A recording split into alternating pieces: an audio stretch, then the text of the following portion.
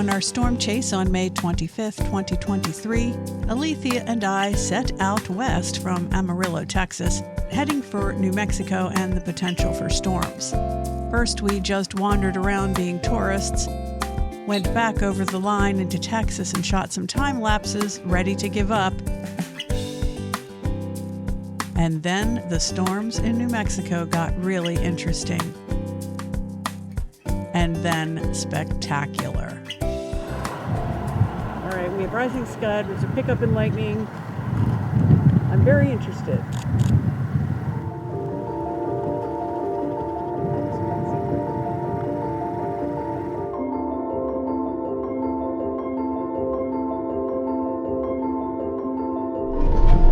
Oh my God. This thing's incredible.